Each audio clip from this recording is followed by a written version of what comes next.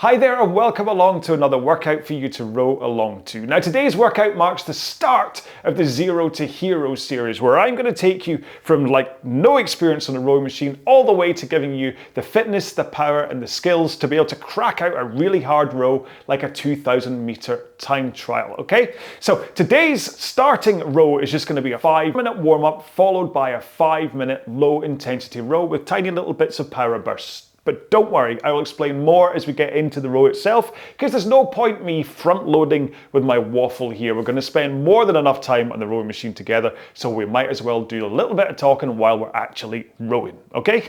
So before we get started with today's warm-up, we have to set up our machines. So on an RowAlong, that means setting the resistance, or if you're using the RowAlong app with the Concept 2, that means setting your drag factor. Now, if you don't really have any experience where you want to set it, what I want you to do is find a point probably within today's row where you're able to put in a nice push into the machine and you can feel the weight of the machine, but you're not having to heave against it, okay? What you want to do is let your body put the power into the machine rather than you having to fight against it, okay? So on a Concept 2, for the time being, just set your lever to 5. There's a whole thing about drag factor which you can read up on, but if you just set your lever to 5 for the time being, if you don't know anything about it, that's perfectly fine.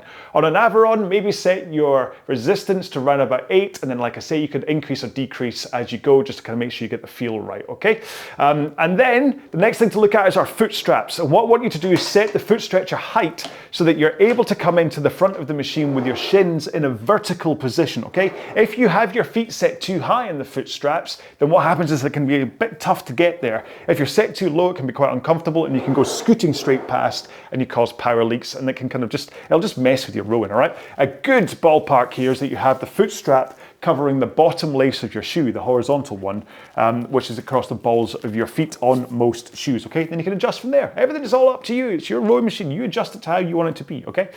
So we are going to start this warm-up at a very light intensity, okay? Just to get you moving, and I will talk you through your body positions and then how to increase and how to get the power into the machine. Because like I say, I'm taking this from a point of view that this is the first time you have ever sat in a rowing machine, all right? So I hope you're ready to go because we're going to get started in 5, 4, 3, 2, 1, let's go. So we're going to keep the stroke rate nice and low, okay? Don't worry if it feels really low. Like I say, this is the very start of our journey together. So all I want you to do is take one stroke every 3 seconds. So you can look at the counter on your monitor and count up in 3s if you wish. And then just try and hold so that on every 3 seconds you drive. Okay, and what you're looking for in terms of a rhythm here is to drive for 1 second and recover for 2 seconds. That's why it's a really handy stroke rate to row at, okay? 1 second drive, 2 seconds recover. Now that's the rhythm you're looking for, but the amount of power you want to put in, that can be really a nice light press of your legs at this stage. Remember, we're warming up here. We're not going absolutely flat out. What we're trying to do is let our body move and feel how the power goes into the machine. So it's almost like if you were down in a squat position, maybe you were picking something up off the floor in a squat position and then standing up. That's kind of the power that you want to be putting in for the 2 minutes or the first 2 minutes of this warm up, okay? And then you can start to think about what your body's doing, because this will really help not only with the power, but it will help with your rhythm as well, strangely, because it'll let you take that second over the drive. Because sometimes if you're not connected right, you can go absolutely flying backwards and go, I can't take a whole second over the drive here, you know. And so what I want you to think about first is tilting forwards over your hips as you come into the front of the machine. And I say tilting for a reason. I don't want you to curl your lower back or your upper back. I want you to hinge forwards as you come into the front. And then the second thing is arms straight. And that's all I want you to think about, because the rest of your body will take care of itself pretty much. As long as you have straight arms and a forwards tilt as you come into the front. And then keep those arms straight as you press your legs into the machine. And what should happen is that your body starts to tilt forwards and backwards and forwards and backwards as you go through the stroke. However, in 3 strokes time, we're going to really look into this by doing 2 minutes worth of drills. So 1 more stroke, and I want you to take one of your feet out of the straps, put it on the ground, and continue to row. And this, by having 1 foot on the ground, it kind of releases how tight your hips are, especially in this warm-up stage. And it allows you to get into that forwards tilt a little bit easier. And it also takes the pressure off thinking about rowing fast, because you can't, because you've only got 1 leg in. So let's swap feet. Don't worry if this takes you a few seconds. And then continue rowing with the other leg strapped in. So you still want to press with that leg that's still strapped in, but you're continuing to think about tilting forwards, arms straight, and also having 1 leg on the ground kind of helps your posture a bit as well, to be honest. Stops that curl of the lower back. Let's take 1 more here and then put that foot back in again. And once you're in, legs nice and straight, and I just want you to roll with your back and arms. And this is really where that hinging of the hips thing comes in. Okay, so where you're tilting forwards with straight arms, and then you swing your back over your hips, and then you pull in your arms. And so this pivoting forwards and backwards is really all you're ever doing rowing.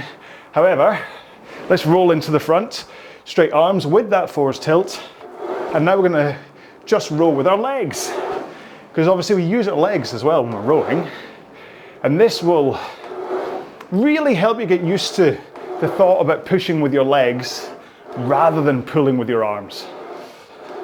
Okay, so we're just going to do this for a few more strokes, and then what we'll do is we'll take like 30 seconds or so rest, have a quick drink, and then we'll get into the 5-minute row. Okay, so stop. Use this time to have a quick drink to prepare yourself for the row that's to come, and maybe have a bit of a wiggle of your backside on the seat, because the pressure of your sit bones onto your glutes can cause a little bit of discomfort, okay? Something that goes away over time, but first when you're new to rowing you can go, oh, it's just a bit tender. And it's one of the reasons why you should hinge backwards and forwards over your hips rather than curling, because all that does is knead away on your glutes, and that's what causes real pain, okay? So hinge is better than knead, all right? So we're going to get into our main session. We're going to continue at that 1 stroke every 3 seconds, but this time I want you to increase the push from your legs a little bit. Whereas before I said that the intensity was like standing up and you weren't holding anything, now it's like you're holding a couple of bags of shopping or maybe a couple of 10-kilogram dumbbells. It's not a massive increase, but it's just enough of a push that you're maybe going 5 or 6 seconds faster than you were before. But don't worry, I'm going to talk about this more as we actually get started. I'm going to stop talking now and we're going to start rowing. Okay, so if you're ready for this, we're going to go in 5, 4, 3, 2, 1, let's go. So, it's just, if you can remember the sensation that you were rowing at in the warm-up, it's just a little bit harder than that. And the way I describe this is as though you were climbing up stairs in like a block of flats or an office building, and you had like 10 flights of stairs to climb up.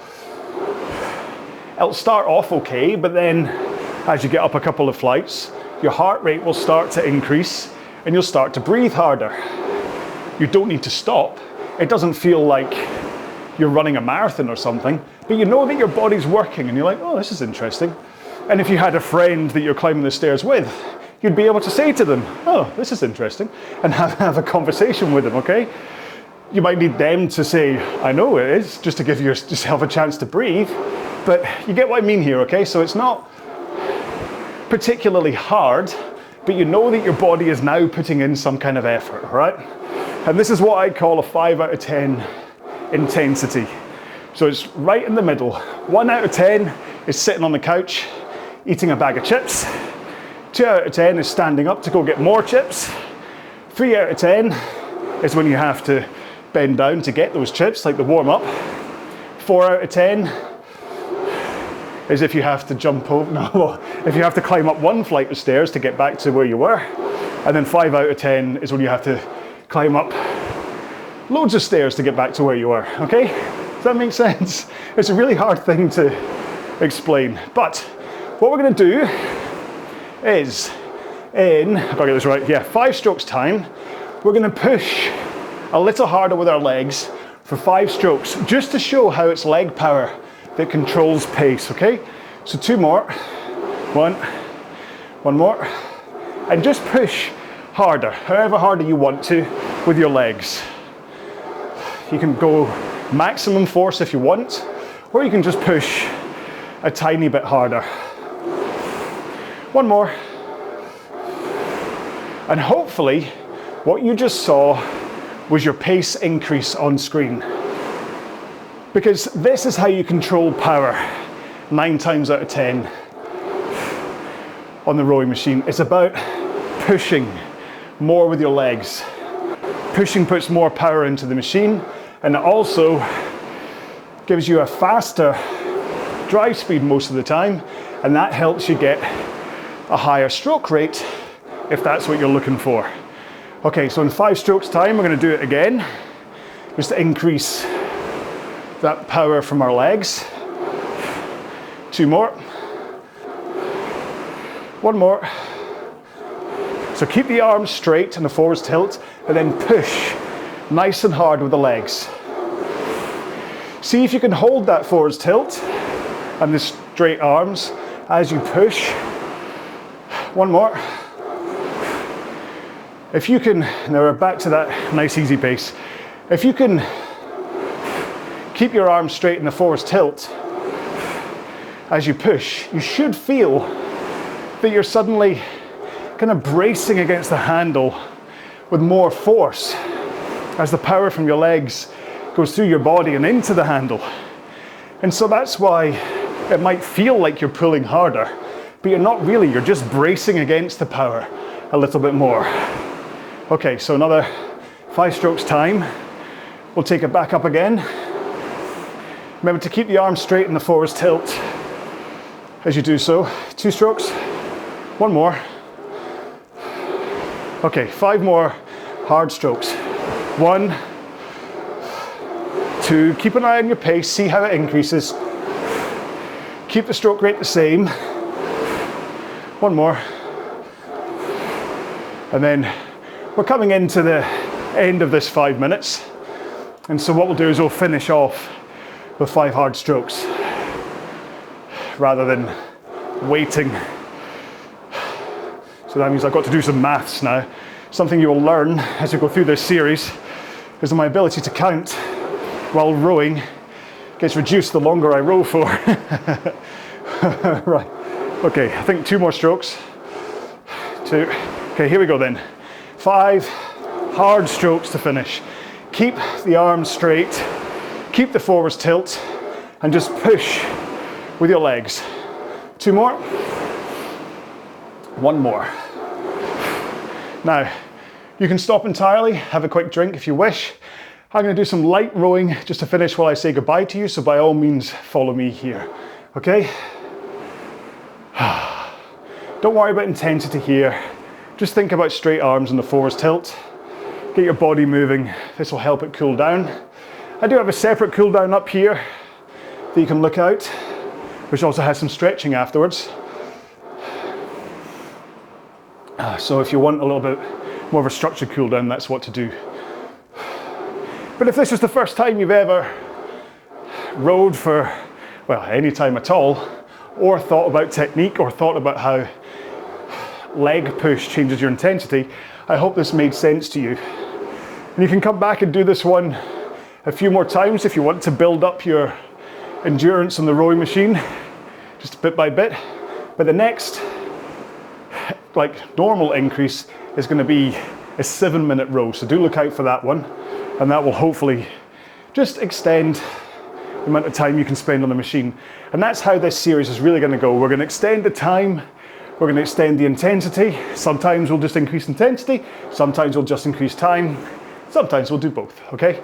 And then over the entire series, you'll go from 0 to hero, okay? As long as you put in the time, consistency, and you're sensible about it, okay? So your results on this series are gonna vary depending on how many workouts a week you do. I'd suggest 4 or 5 a week in order to see the best kind of possible results, but I know that not everybody has that kind of time. So if you can only do 2 or 3 rows a week, then only do 2 or 3 rows a week, okay? Just understand that you may not quite see the potential growth and speed increases that if you were doing a little bit more, but 2 or 3 sessions a week is still better than no sessions a week, let's face it, all right? So until one of my other videos, please look after yourselves, take care, be well, bye-bye.